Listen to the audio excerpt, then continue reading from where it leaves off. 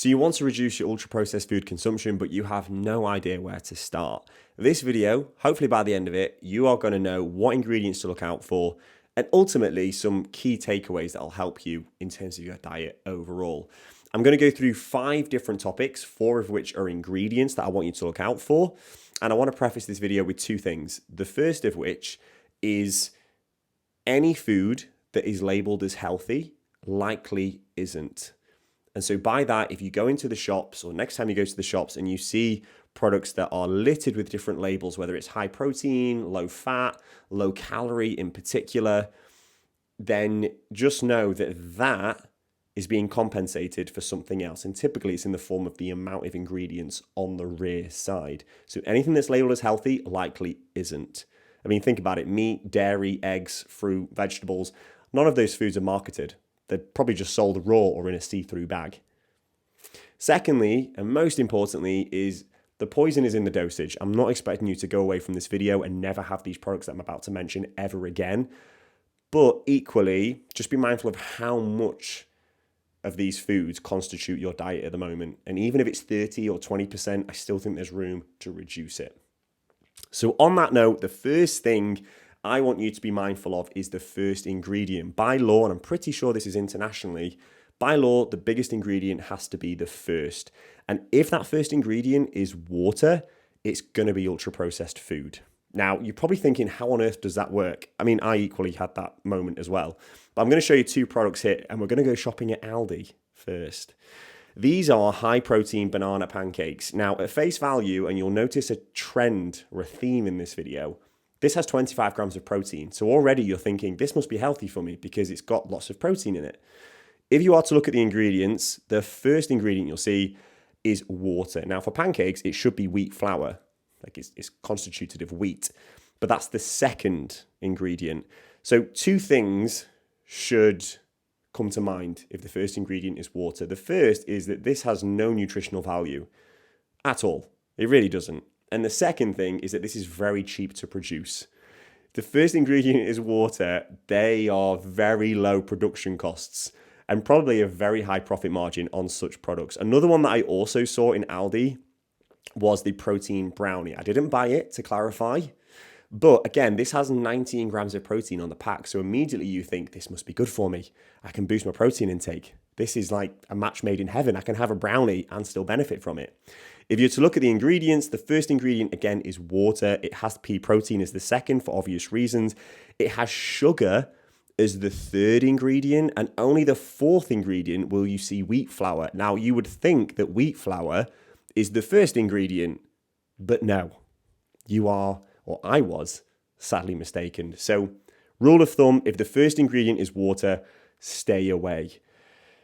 Second point, or second ingredient I want you to look out for is high fructose corn syrup or partially inverted syrup, or even sugar, and how soon up the ingredients list sugar is.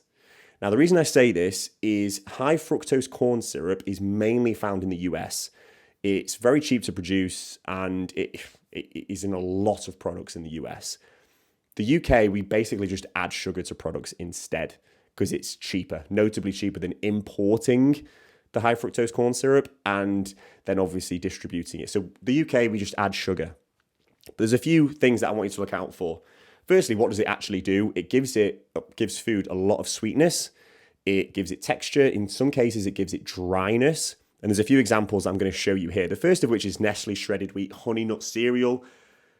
If I had it my way, I'd be having this every single morning. It's so good. It is just so good.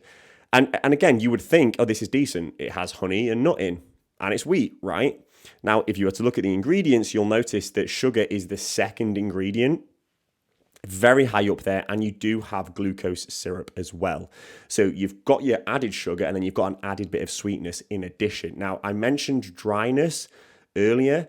If you pour a bowl of shredded wheat, it's bone dry, and that's where the glucose syrup comes in. So as much as it may pain you, just buy normal shredded wheat and drizzle some honey on it. Some other examples, Kellogg's Crunchy Nut is a classic in the UK. You won't necessarily see the syrup, but you will notice that sugar is the second ingredient, so it is very high up there. Graze is another example, typically something that you find in the supermarkets and something you snack on in the office, for example. Now, if you look at the ingredients here, you're going to be a bit overwhelmed because oats is only 38% of it. 38% of it. So what on earth is the rest of it? There's a lot going on here. Palm fat, which I'll touch on later. Modified starch, which is similar to the syrup in terms of it gives it texture. Stabilizers like xanthan gum, which is literal bacteria. So it's not great. It's not great, Graze. It really isn't. Hovis as well. You're probably thinking, well, what can I buy? But this has granulated sugar and caramelized sugar in it. Why does bread have sugar in it? It should be water, yeast, flour, and salt, or as close to that as possible. None of this. So try and stick to very minimal ingredients. And finally, 86 calorie jammy dodgers. What could possibly go wrong? Well, I can tell you what goes wrong. If you're to scroll down, you'll notice glucose fructose syrup. So glucose fructose syrup, in short, it's a ratio of how much is of each. Now, if there's slightly more fructose, you'll notice that it is quite sweet. And again, it gives you that little bit of texture. So you'll notice it in a lot of convenience food in particular. And again, you've got some palm oil, which I'll touch on later. And then you've got your partially inverted sugar syrup. So as much as I do love a jammy dodger and as much as they are 86 calories, it's probably not worth it. Moving on to the next one, and this one is a really big one, and you'll notice this probably the most out of all the ingredients. It's hydrogenated oils or vegetable oils, and they come in many different forms, different seed oils. Sunflower oil is one of them, rapeseed oil is another one. They're prolific, and I'm going to show you a few examples here. Now, again, if you are somebody who is really busy in the morning, you've likely reached for one of these products. And this is Nature Valley Crunchy. I know my mum loves these products. I don't know if she does it anymore, though. I'll have to have a word. But if you're to look at this, you've got whole grain rolled oats, which is 60%, which isn't terrible, but equally, you'd like to see it a bit higher. The second ingredient is sugar, and then the third ingredient is vegetable oils. And you're thinking, why on earth are there oils in what is essentially just a bar of oats? So firstly, it's cheap. Vegetable oils are typically very cheap. Palm oil is the cheapest. You'll hear about rainforests being destroyed for palm oil. It's because it's so cheap to manufacture and to put into products. And what it does is it gives products textures. Textures is huge when it comes to food because the taste is one thing, but the experience is another. And if you can create something that has really engaging texture, then you're going to want more of it. So vegetable oils, they allow for ingredients to bind together and it just creates a bit of a taste sensation. So again, that's why you'll notice them everywhere. So this is one example, and in this case, it's sunflower and rapeseed. If we go on to the next one, and again, I saw this one in Aldi last week, this is a protein pizza. Now, to be fair, the ratio of protein to calories isn't actually that bad. But if you go in with that mindset, you'll quickly ignore not only the overwhelming amount of ingredients in this pizza, but you'll notice that there is sunflower oil in there. So again, it gives everything a little bit of a texture. It gives it a bit of a combination. You've got glucose syrup in there. But again, if you look at that ingredient, it's just caught up in the midst of everything else. But what you'll typically do, and this is what I used to do, granted, is I looked at that and I thought 37 grams of pizza, that's dinner sorted. No problem. Easy. But if you're just to spend another 30 seconds looking at it all, there's so much going on here. But again, sunflower oil is one of them. So try your very best to stay away. A couple of more examples. McVitie's, 94 calories. What could possibly go wrong? I could tell you what goes wrong. A lot. So you've got your wheat flour at the very front there, and then you've got your vegetable fats. Now, biscuits in particular are notorious for palm oil. Companies won't obviously talk about this at all because it doesn't look great for them. But honestly, biscuits are a nightmare for vegetable oils. They're everywhere. Have a little look. So you want to stay away from them generally. There are emulsifiers in there as well, which are additional layers in terms of texture, which I'll touch on at the very end. It also has partially inverted sugar syrup, so there's a real sweetness in there. It literally says palm oil as well. So, yeah, biscuits as a whole, enjoy it now and again, but don't make it a staple. You know how it goes. You have one biscuit and then you end up having the whole packet. Or maybe that's just my personal experience. This one, finally, is Fuel Granola. Because I bought this last week, again, as part of this video. And I thought it'd be really useful to actually have a visual demonstration. Now, again, if you look at it, it boosts protein and it's high in fiber. I mean, that's a great combination, particularly for weight loss, right? Again, what could possibly go wrong? What is there to not love? Well, if you go into it, just shy of 50% is oat flakes. You've got some cereal crisps in there, which again, just kind of add that bit of a texture sensation. But immediately you are then hit with sugar, glucose syrup, sunflower oil, some dark chocolate pieces, which I'm definitely partial to. And if you go further down, you've got caramelized sugar syrup, dextrose, all these materials again. And one more thing as well, these are bone dry. Bone dry. So similar to the honey nut shredded wheat, the syrup will be added to create that dryness. So when you pour it out, they form as clusters rather than individual granules. So yeah, Fuel 10K, I'd avoid. Try and get some like low sugar granola, some bare minimum. The thing with cereal generally is if you can get the raw ingredient like wheat, add your own fruit, add your own sweetener on it.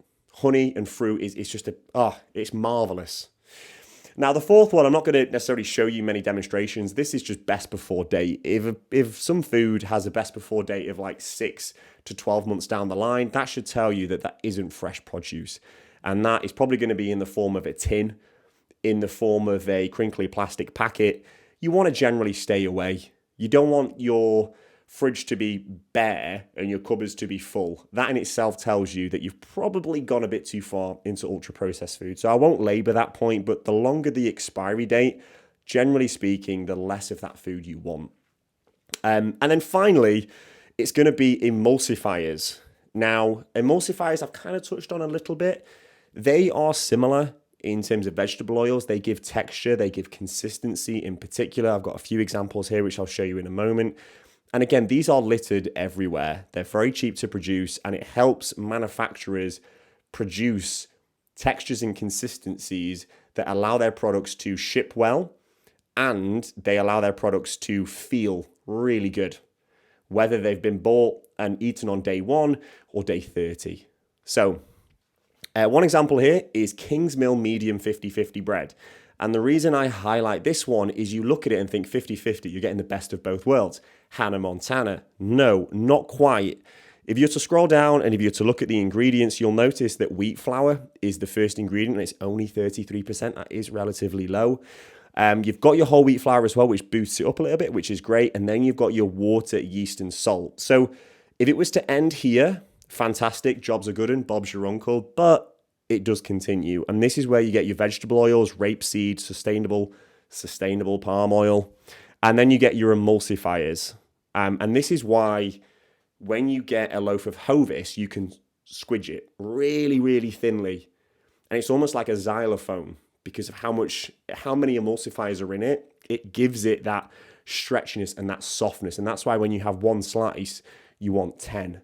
So generally speaking, Hovis, Kingsmill, try and stick to sourdough. I personally love Jason's sourdough at the moment. I would highly recommend. 3 more examples for you before I leave you. Muller Light Corner yogurts. Now, these, again, marketing-wise, it says light, so you assume, okay, I can have my sweet tooth fixed and I'm not going to have many calories. This is great. This is going to save me so much when I'm in and around the office. Muller Light Vanilla with dark chocolate in particular is a great combo. Again, have it in moderation, but if you are to look at the ingredients, first of all, you have the yogurt, which is what you'd hope. Modified maize starch, which leads into the texturizing element again, and then stabilizes, which is a emulsifier in itself. Pectins, guar gum. Guar gum, for example, is similar to xanthan gum. It holds it all together. So if you were to buy Greek yogurt, and you were to buy this yogurt here from Muller Corner, you'll notice that the Greek yogurt, it has a residue at the top, and that's the whey. That's the actual whey powder from the milk that's risen to the top. So it's like a little pool of water.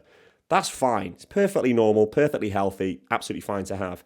If you were to get a protein yogurt, if you were to get a Muller Light yogurt, you'll notice that it's like jelly. There's no residue anywhere. If you were to turn it upside down, it'd just plump onto your plate in one piece.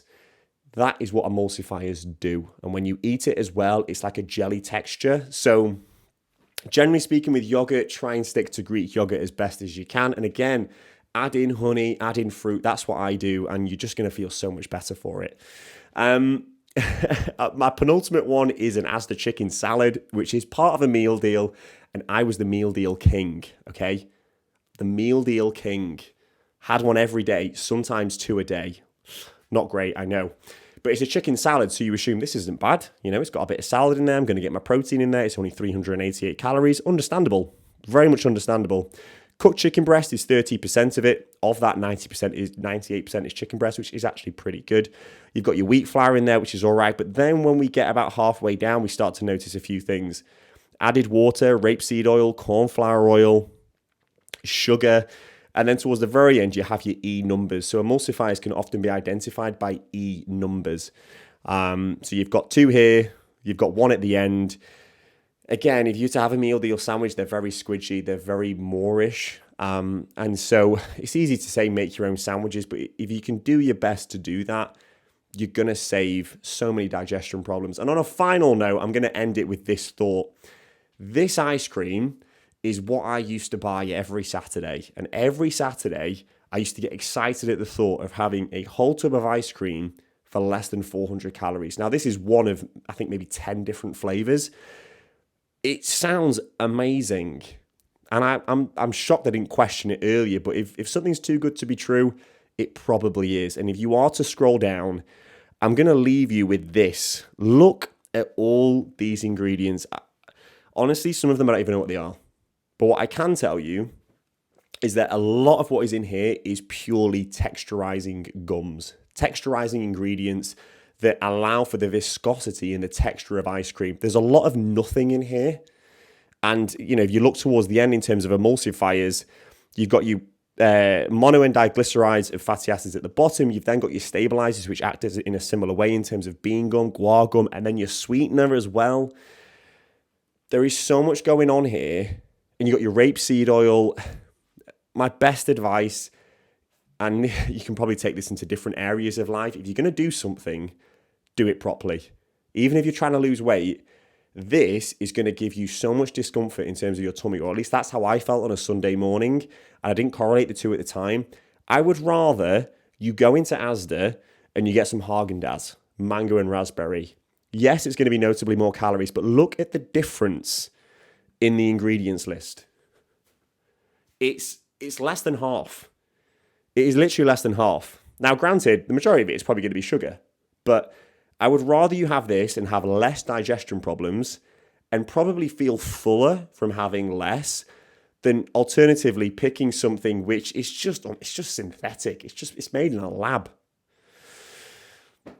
So to recap, first ingredient is water. It's a no-go. Second one, high fructose corn syrup or additional added sugar. If it's top of the list, ultra-processed food.